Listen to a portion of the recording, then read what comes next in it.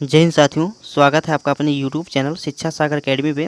कैसे हैं आप? आशा करता हूँ आप बहुत अच्छे, मस्त और स्वस्थ होंगे। आपकी पढ़ाई बहुत ही बढ़िया और बेहतरीन ढंग से चल रही होगी। साथियों, आज यह class special Uttar Pradesh police के बच्चों के लिए है। साथियों, आज हम उत्तर प्रदेश पुलिस में जितने भी महत्वपूर्ण हिंदी के प्रश्न हैं उन सभी प्रश्नों को हम डिस्कस करने वाले हैं। तो जितने प्रश्न हैं साथियों, एग्जाम की दृष्टि से काफ़ी महत्वपूर्ण हैं। एग्जाम में साथियों आपको हूबहू इसी प्रकार के प्रश्न देखने को मिल सकते हैं। तो चलिए साथियों, अब हम बिना किसी देरी के प्रश्नों की ओर बढ़ते हैं। उससे पहले आपसे विनती है कि अगर आप चैनल पर नए हैं तो चैनल को सब्सक्राइब करके बेल आइकन को ऑन कर दीजिए। साथ ही इस वीडियो का लिंक अपने दोस्तों के साथ शेयर करना मत भूलिएगा। तो चलिए अब हम बिना किसी देरी के प्रश्नों की ओर बढ़ते हैं। आपको स्क्रीन पे प्रश्न नंबर 1 दिख रहा होगा। साथियों, प्रश्न है, निम्नलिखित में से कौन सी भाषा आर्य भाषाओं में शामिल नहीं है?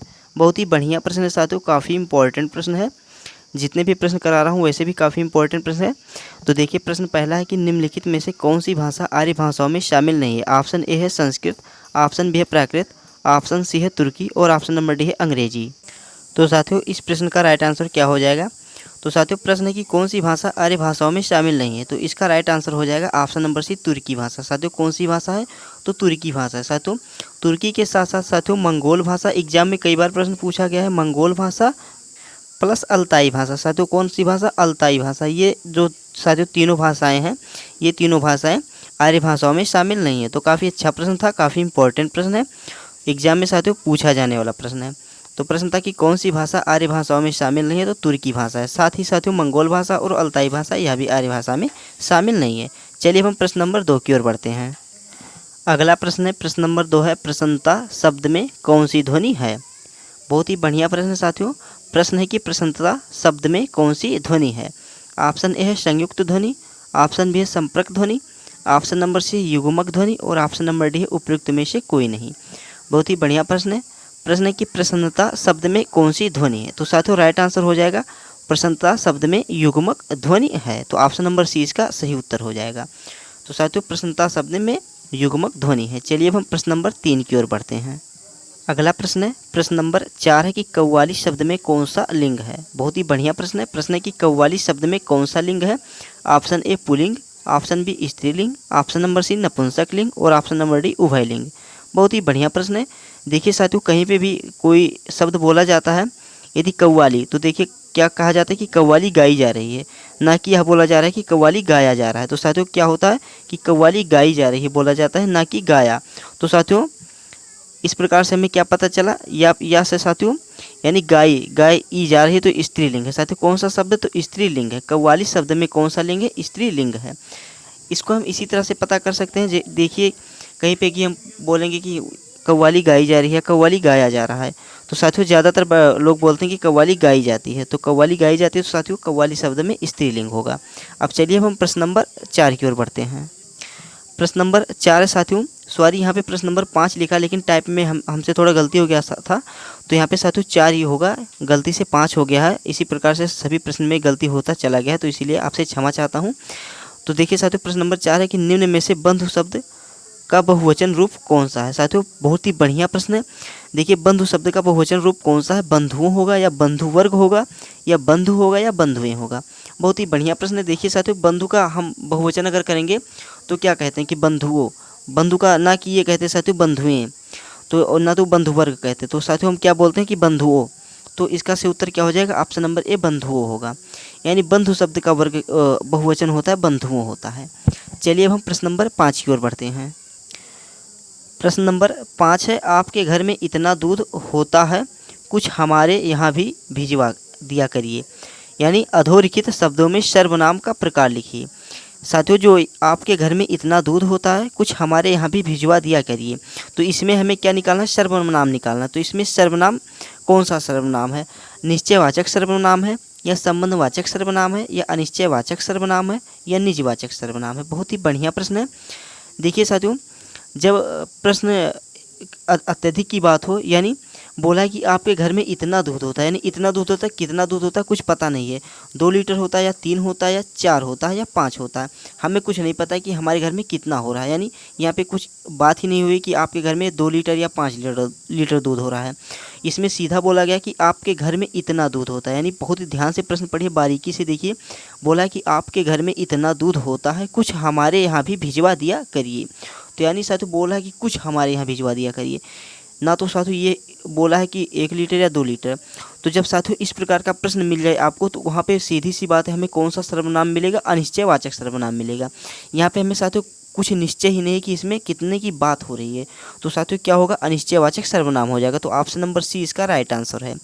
चलिए अब हम प्रश्न नंबर 6 की ओर बढ़ते हैं। काफ़ी अच्छा प्रश्न था साथियों। चलिए प्रश्न नंबर 6 की ओर बढ़ते हैं। प्रश्न नंबर 7 है कि इनमें से विशेषण शब्द नहीं है। बहुत ही बढ़िया प्रश्न है, प्रश्न को ध्यान से पढ़िए। बोला है कि इनमें से जो 4 ऑप्शन हैं, चारों ऑप्शन में कौन सा शब्द विशेषण शब्द नहीं है? ऑप्शन ए है आकृत, ऑप्शन बी है आकर्ण, ऑप्शन सी है आचार और ऑप्शन डी है अचंड। देखिए साथियों बात हो रही है कि विशेषण शब्द नहीं है, तो आकृति जो होता है इसका अर्थ क्या होता है? तो आकृत का अर्थ होता है संपत्ति। क्या होता है? तो आकृत का अर्थ होता है संपत्ति होता है। अकर्ण का अर्थ होता है बिना कान का, यानी साथियों बिना कान का यानी बहरा, यानी अकर्ण का मतलब हो जाएगा बहरा व्यक्ति। और अचंड का मतलब होता है शाम। अचंड का मतलब क्या होता है साथियों? शाम होता है। तो शाम जो है साथियों अचंड का अर्थ हो जाता है। तो ये सब साथियों क्या है? तो ये सब साथियों विशेषण है, जो अकृत है, अकर्ण है और अचंड है, ये सब क्या हमारे विशेषण शब्द हैं। परंतु यहाँ पे जो आचार दिया है साथियों, तो आचार जो है यह विशेषण शब्द है, विशेषण शब्द साथियों नहीं है। तो अचार जो है विशेषण शब्द नहीं है। अगर यहाँ पे होता साथियों अचार क्या होता है? तो अचार होता है खट्टा होता है। तो अगर यहाँ पे खट्टा लिखा रहता तो उसका विशेषण होता, कि खट्टा का मतलब होता है कई चीज़ आ जाती हैं साथियों, तो विशेषण में आ जाता। लेकिन यहाँ पे सीधा सीधा अचार लिखा, तो ये सब यह जो है शब्द है विशेषण शब्द नहीं है। तो ऑप्शन नंबर सी इसका राइट आंसर हो जाएगा। ऑप्शन नंबर सी इसका राइट आंसर है। चलिए अब हम अगले प्रश्न की ओर बढ़ते हैं। अगला प्रश्न है कि देखा गया हो। साथियों क्या है? देखा गया हो क्रिया के किस पक्ष का उदाहरण है? साथियों क्या है? तो साथियों क्रिया के बात यहाँ पे क्या हो रही है? बहुत ही बारीकी से प्रश्न को पढ़िए साथियों। हिंदी व्याकरण के प्रश्न ऐसे ही नहीं होते, काफ़ी टफ भी होते हैं। अगर आप इनको इग्नोर करके चलेंगे तो एग्जाम में साथियों कई बार हम सोचेंगे कि ये वाला ऑप्शन इसका सही रहता है, लेकिन एग्जाम में हम जो सोच के लगाते हैं वह प्रश्न अक्सर करके गलत हो जाता है। तो जब हम बार बार इसको बढ़िया से पढ़े नहीं रहेंगे तो हम इसका रिवीजन नहीं कर सकते, मतलब इसका उत्तर हम नहीं ज्ञात कर सकते। देखिए बात क्या हो रही है साथियों, बोला है कि देखा गया हो क्रिया, देखा गया हो तो क्रिया के किस पक्ष का उदाहरण है? जो देखा गया हो साथियों यह क्रिया के किस पक्ष का उदाहरण है? संदिग्ध वर्तमान का है, या संभाव्य वर्तमान का है, या संदिग्ध भूत का है, या संभाव्य भूत का है? प्रश्न बहुत ही बढ़िया है। देखिए देखा गया हो, बात हो रही हो साथियों, लास्ट में क्या गया हो, तो जब गया हो का है तो साथियों क्या होगा कि कोई चीज़ है तो देखा गया हो तो क्या हो जाएगा? तो संभाव्य भूत में जाएगा। क्या होगा साथियों? कि संभाव्य में जाएगा। कहाँ पे जाएगा? तो संभाव्य भूत में जाएगा। तो ऑप्शन नंबर डी इसका राइट आंसर हो जाएगा, क्योंकि बात हो रही साथियों देखा गया हो, लास्ट में साथियों गया हो तो क्या हो जाएगा? संभाव्य भूत हो जाएगा। चलिए अब हम प्रश्न नंबर 9 की ओर बढ़ते हैं। प्रश्न नंबर 9 है, प्रश्न क्या है देखिए, निम्नलिखित वाक्यों में से एक में करण कारक के विभक्ति चिन्ह का प्रयोग हुआ है। यानी 4 ऑप्शन है, इन चारों ऑप्शन में साथियों करण कारक जो होता है कौन सा? तो साथियों जो करण कारक है इसके विभक्ति का चिन्ह का प्रयोग हुआ है। तो देखिए ऑप्शन ए है लड़का दर्द के मारे छटपटा रहा है, ऑप्शन बी है भोजन के निमित्त पधारिए, ऑप्शन सी है सिंह वन में या गुफा में रहते हैं, ऑप्शन डी है सरकार गरीबों के वास्ते कई योजनाएं चला रही है। देखिए साथियों जो कारक से रिलेटेड प्रश्न होते हैं ये काफ़ी इंपॉर्टेंट होते हैं, इनको हमें हिंदी व्याकरण में याद करना बहुत जरूरी होता है। जैसे कर्ता प्रथमा ने कर्ण द्वितीया को, तो साथियों का यानी कर्ण द्वितीया को, तो का की के जहाँ पे संबंध आ जाए साथियों तो ये साथियों कर्ण के द्वितीया में चला जाता है। तो देखिए अब यहाँ पे क्या बोला कि लड़का दर्द के मारे, तो साथियों लड़का दर्द के, तो साथियों कर्ण कारक का साथियों द्वितीय विभक्ति है, तो का इसका सही उत्तर क्या हो जाएगा? लड़का दर्द के, तो साथियों दर्द के मारे छटपटाता रहा, तो ऑप्शन नंबर ए इसका राइट आंसर हो जाएगा। बहुत ही बढ़िया प्रश्न था। चलिए अब हम प्रश्न नंबर 10 की ओर बढ़ते हैं। अगला प्रश्न है, प्रश्न नंबर 10 है कि निम्नलिखित में वाक्यों में पूर्ण वर्तमान काल को स्पष्ट कीजिए। बहुत ही बढ़िया प्रश्न है। बोला है साथियों पूर्ण वर्तमान काल, कौन सा काल? तो साथियों जो पूर्ण वर्तमान काल हो, पूर्ण वर्तमान काल को स्पष्ट कीजिए। प्रश्न बहुत ध्यान से पढ़िए, बहुत ही बढ़िया प्रश्न होते हैं। एग्जाम में साथियों इसी प्रकार के प्रश्न पूछे जाते हैं। देखने में हमें आसान लग रहे होते हैं, लेकिन आसान ही प्रश्न साथियों एग्जाम में हमसे गलती होते हैं। तो प्रश्न को है निम्नलिखित वाक्यों में पूर्ण वर्तमान काल को स्पष्ट कीजिए। ऑप्शन ए है अब हमारे पढ़ने का समय हो गया है, यानी साथियों अब हमारे पढ़ने का समय हो गया है, ऑप्शन नंबर ए है। ऑप्शन नंबर बी है वह घूमने जा रहा है। ऑप्शन नंबर सी है वह पढ़ रहा था। ऑप्शन नंबर डी है मैं बाहर जाऊंगी। तो देखिए इसका सही उत्तर क्या हो जाएगा। तो देखिए पहले हम ऑप्शन नंबर डी से स्टार्ट करते हैं कि मैं बाहर जाऊंगी। तो साथियों मैं बाहर जाऊंगी ये बोल रही है कि भी मैं जाऊंगी, यानी पूर्ण वर्तमान में नहीं है, केवल कह रही है कि मैं बाहर जाऊंगी। तो ऑप्शन नंबर डी तो होगा नहीं। ऑप्शन नंबर सी देख लेते हैं, वह पढ़ रहा था, यानी क्या कर रहा था, तो पढ़ रहा था, ना कि वह पढ़ चुका है। तो साथियों यानी पढ़ रहा था तो यह भी नहीं होगा, पूर्ण वर्तमान काल में यह नहीं होगा। अब अगला देख लेते हैं कि वह घूमने जा रहा है। वह क्या कर रहा है साथियों, वह अभी घूमने जा रहा है। तो क्या करने जा रहा है कि घूमने जा रहा है, वह घूमने जा रहा है, तो यह भी नहीं होगा। अब देखते हैं ऑप्शन ए अब हमारे पढ़ने का समय हो गया है। तो देखिए साथियों अब हमारे पढ़ने का समय हो गया, यानी समय हो गया है, यानी प्रेजेंट टाइम में क्या है, तो मान लीजिए प्रेजेंट टाइम में हम बैठे हैं और हम अपना टाइम का इंतज़ार करें कि हमारे पढ़ने का समय कब होगा। तो अब हमारे पढ़ने का समय हो गया, यानी पूर्ण वर्तमान काल में हम आ चुके हैं, यानी अब टाइम हो गया, अब हमें पढ़ना बहुत ज़रूरी है। तो इस प्रकार से इसका उत्तर ऑप्शन नंबर ए सही हो जाएगा। देखिए अब हमारे पढ़ने का समय हो गया, यानी समय हो गया है। साथियों बहुत ही ध्यान से पढ़िए, तो जब समय हो गया तो किस में जाएगा, पूर्ण वर्तमान काल में जाएगा। तो इसी प्रकार से इसका उत्तर ऑप्शन नंबर ए सही हो जाएगा। चलिए अब हम प्रश्न नंबर 11 की ओर बढ़ते हैं। प्रश्न नंबर 11 है उसने कटोरा भर दूध पिया। बहुत ही बढ़िया प्रश्न है कि उसने कटोरा भर दूध पिया, वाक्य में अव्यय शब्द कौन सा शब्द, तो साथियों अव्यय शब्द कौन सा है। बहुत ही बढ़िया प्रश्न है, 4 ऑप्शन है, चारों ऑप्शन में से हमें अव्यय शब्द को ढूंढना है। ऑप्शन ए है कटोरा।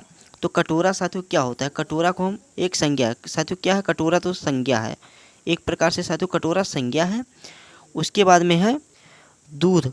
तो साथियों दूध भी क्या है, तो दूध भी एक संज्ञा है। इसके बाद में है भर।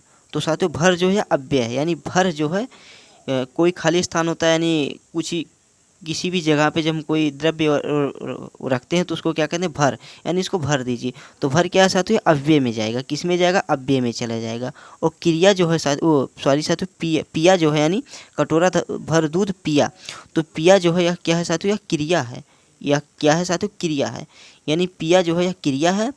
उसके बाद में कटोरा जो है यह संज्ञा है, दूध संज्ञा है। बस यहाँ पे जो ऑप्शन नंबर सी है भर, ये अव्यय है।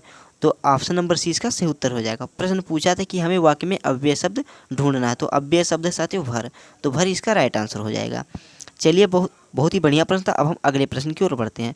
साथियों अगर आपको वीडियो अच्छा लग रहा है तो प्लीज़ आप वीडियो को लाइक कर दीजिए। साथ ही अगर आप चैनल पर नए हैं तो प्लीज़ चैनल को सब्सक्राइब करना मत भूलिए, और इस वीडियो का लिंक अपने दोस्तों के साथ शेयर करना मत भूलिएगा। जितने भी दोस्त आपके Uttar Pradesh police constable exam की तैयारी करें उनके पास वीडियो साथियों ज़रूर शेयर कर दीजिए, क्योंकि साथियों पढ़ाई का कोई सीमा नहीं होता, प्रश्न कहाँ से बन जाए कुछ पता नहीं होता है। तो इसीलिए जब तक एग्ज़ाम नहीं हो जाता तब तक हमें अपने प्रैक्टिस सेट को डेली कंटिन्यू जारी रखनी चाहिए। और साथियों इस चैनल पर डेली रीजनिंग के प्रैक्टिस सेट भी आते हैं, लेकिन आज हमने रीजनिंग का प्रैक्टिस सेट नहीं अपलोड किया। आज हमने सोचा कि हिंदी के कुछ महत्वपूर्ण प्रश्न जो होते हैं यूपीपी में पूछे जाने वाले प्रश्न, इस प्रश्न का आज हम प्रैक्टिस सेट करते हैं। तो आज हम साथियों हिंदी का प्रैक्टिस सेट कर लिए, कल हम रीजनिंग और हिंदी जीएस इन तीनों का एक साथ प्रैक्टिस सेट करने वाले हैं। तो काफ़ी कल वाला क्लास साथियों काफ़ी इंपॉर्टेंट क्लास हो सकता है, तो आपसे विनती है, लेकिन कल वाला क्लास हम कब शेयर करेंगे, जब इस वीडियो पे साथियों आप लोग शेयर करके 1 के व्यूज नहीं ले आते साथियों। जब तक 1 के व्यूज इस पे नहीं आ जाता तब तक मैं वीडियो को तीनों को एक साथ नहीं करवाऊँगा। वैसे तो साथियों मैं करवाऊँगा, मेरा यह दायित्व है, पर ये आपका भी साथियों दायित्व हो जा रहा है कि इतना मेहनत आपके लिए कर रहा हूँ, तो प्लीज़ आप भी वीडियो को शेयर कीजिए। आपके जितने भी दोस्त हैं उनके पास वीडियो को जितना हो सके उतना शेयर कीजिए। तो साथियों शेयर कीजिए, और अगर आप चैनल पर नए हैं तो चैनल को सब्सक्राइब कीजिए। चलिए हम बिना किसी देरी के अब हम अगले प्रश्न की ओर बढ़ते हैं। साथियों इतना बात करना बहुत ही ज़रूरी होता है जिससे आप बोर मत हों। तो चलिए अब हम प्रश्न नंबर 12 की ओर बढ़ते हैं। प्रश्न नंबर 12 है, बहुत ही बढ़िया प्रश्न है, काफ़ी इंपॉर्टेंट प्रश्न है साथियों। तद्भव और तत्सम से रिलेटेड प्रश्न काफ़ी इंपॉर्टेंट होते हैं एग्जाम के लिए। देखिए प्रश्न है कि तद्भव से तत्सम बने सही युग्म, यानी सही शब्द युग्म। साथियों चारों ऑप्शन में 3 ऑप्शन गलत हैं, इसमें से हमें एक ऑप्शन जो सही है उसी को टिक करना है। तो देखिए सही शब्द युग्म को चिन्हित कीजिए। देखिए ऑप्शन नंबर ए है खटिया। खटिया का साथियों तत्सम क्या होगा, तो खटिया का तत्सम हो जाता है साथियों खाट होता है। क्या होता है, तो खाट होता है, लेकिन यहाँ पे खट्टा लिखा, तो यह तो नहीं होगा। ऑप्शन नंबर बी है साथियों 2 पट्टा, दोपट्टा का साथियों क्या लिखा है, तत्सम, तो द्विपट लिखा है साथियों। इसका द्विपट नहीं होगा, इसका हो जाएगा दुपट्टा। क्या होगा इसका, तो इसका साथियों दुपट्टा हो जाएगा। ऑप्शन नंबर सी है तीरथ। तीरथ का तत्सम क्या लिखा गया, तो तीर्थ लिखा गया। तो साथियों इसका सही उत्तर ही हो जाएगा ऑप्शन नंबर सी, क्योंकि तीरथ का शुद्ध तत्सम क्या होता है, तीर्थ होता है। तो तीर्थ जो है साथियों या इसका सही उत्तर बन जाएगा। तो ऑप्शन नंबर सी इस प्रकार से सही उत्तर बनेगा। Option number C is the right answer. चलिए अब हम प्रश्न नंबर 13 की ओर बढ़ते हैं। प्रश्न नंबर 13 है कि इनमें से एक विदेशी शब्द है। बहुत ही बढ़िया प्रश्न है साथियों। प्रश्न है कि इनमें से एक विदेशी शब्द भाषा का शब्द है। बहुत ही बढ़िया प्रश्न। देखिए ऑप्शन नंबर ए है कतार, ऑप्शन नंबर बी है पंक्ति, ऑप्शन नंबर सी श्रेणी और ऑप्शन नंबर डी श्रृंखला। देखिए साथियों जो पंक्ति है क्या है, तो हिंदी भाषा का तत्सम शब्द है। कौन सा शब्द है, तत्सम है। श्रेणी भी साथियों तत्सम शब्द है और श्रृंखला भी साथियों तत्सम शब्द है। बट यहाँ पे जो कतार है यह अरबी भाषा का शब्द है। कौन से भाषा का शब्द है, तो अरबी भाषा का शब्द है साथियों कतार। तो इस प्रकार से ऑप्शन नंबर ए इसका राइट आंसर हो जाएगा साथियों। कतार जो है विदेशी भाषा का शब्द है। तो ऑप्शन नंबर ए साथियों कतार जो है, कतार इसका राइट आंसर हो जाएगा। चलिए हम प्रश्न नंबर 14 की ओर बढ़ते हैं। प्रश्न नंबर 14 है नगर का पर्यायवाची शब्द है। बहुत ही बढ़िया प्रश्न है। प्रश्न है नगर का पर्यायवाची शब्द है। ऑप्शन नंबर ए है जग, ऑप्शन नंबर बी है धाम, ऑप्शन नंबर सी है अटवी, ऑप्शन नंबर डी है पूर्व। देखिए नगर शब्द का पर्यायवाची पूछा गया है। तो पहले हम देख लें जग। जग का पर्यायवाची क्या होता है, जग का पर्यायवाची होता है साथियों संसार होता है। उसके बाद में दुनिया होता है, संसार होता है, दुनिया होता है। उसके बाद में धाम, तो धाम का साथियों क्या होता है, धाम का होता है साथियों गेर होता है, आलय होता है। ये धाम के पर्यायवाची होते हैं। अटवी जो है साथियों यह वन का पर्यायवाची है। जंगल हो गया साथियों, उसके बाद में अरण्य हो गया। ये सब साथियों अटवी यानी इसके पर्यायवाची हैं। बट यहाँ पे पूछा कि नगर शब्द का पर्यायवाची, तो साथियों नगर का पर्यायवाची क्या होता है, तो पुर होता है। तो ऑप्शन नंबर डी साथियों पुर इसका राइट आंसर है। चलिए अब हम प्रश्न नंबर 15 की ओर बढ़ते हैं। प्रश्न नंबर 15 है निम्नलिखित में से कौन सा विपरीतार्थक युग्म सही सुमेलित है, यानी सही शब्द साथियों विलोम शब्द कौन सा इसका सही होगा। उद्योगी का अनुद्यत, औरस का जारज, उन्मत्त का विमुख, उच्छ्वास का अनुच्छिष्ट। साथियों बहुत ही बढ़िया प्रश्न है। बोला कि कौन सा विपरीतार्थक युग्म सही सुमेलित है, यानी कौन सा साथियों विलोम शब्द जो इसका है सही युग्म है। यानी तो देखिए साथियों उद्योगी का अनुद्यत नहीं होता है, औरस का जारस नहीं होता है, उच्छ्वास का अनुच्छिष्ट नहीं होता है, लेकिन उन्मत्त का साथियों विलोम शब्द विमुख होता है। तो ऑप्शन नंबर सी साथियों, एक मिनट साथियों गलती होगी मुझसे, ऑप्शन नंबर सी उन्मत्त जो है उन्मत्त का विलोम शब्द विमुख, यह भी गलत है। लेकिन औरस का जो है साथियों जारज होता है। तो ऑप्शन नंबर बी इसका सही उत्तर हो जाएगा। जारज जो है औरस का साथियों सही विलोम शब्द है। तो ऑप्शन नंबर बी इसका सही उत्तर हो जाएगा। बस साथियों प्रश्न यहीं तक थे। आशा करता हूँ आपको वीडियो अच्छा लगा होगा। अगर साथियों वीडियो अच्छा लगा तो प्लीज़ आप वीडियो को लाइक कर दीजिए, और अगर हमसे वीडियो में कहीं पे कोई गलती हुई है तो मुझे अपना छोटा भाई समझ के माफ़ कर दीजिएगा। और साथियों जितना हो सके वीडियो को अपने दोस्तों के पास शेयर जरूर कीजिएगा। और साथियों क्लास कैसी थी, क्लास के बारे में भी कमेंट बॉक्स में बताना। अगर कहीं पे कोई प्रश्न गलती से मैंने पढ़ा दिया हो तो उसका भी उत्तर आप कमेंट बॉक्स में बताना। तो आशा करता हूँ साथियों आपको वीडियो अच्छा लगा होगा। तो चलिए अब हम मिलते हैं कल वाली प्रैक्टिस सेट में साथियों। रीजनिंग, जीके, जीएस और हिंदी, इन तीनों का हम प्रैक्टिस सेट कल करेंगे। तो साथियों पहले तो आप आज वाली वीडियो को जितना हो सके देखिए, और उसके बाद अपने दोस्तों के पास शेयर जरूर कीजिए। और अगर आप चैनल पर नए हैं तो चैनल को सब्सक्राइब करके बेल आइकन को ऑन करना मत भूलिएगा, क्योंकि अगर हम कोई भी वीडियो डालेंगे तो उनका नोटिफिकेशन जो होता है आपके पास तुरंत पहुँचेगा। तो चलिए अब हम मिलते हैं कल वाली वीडियो में।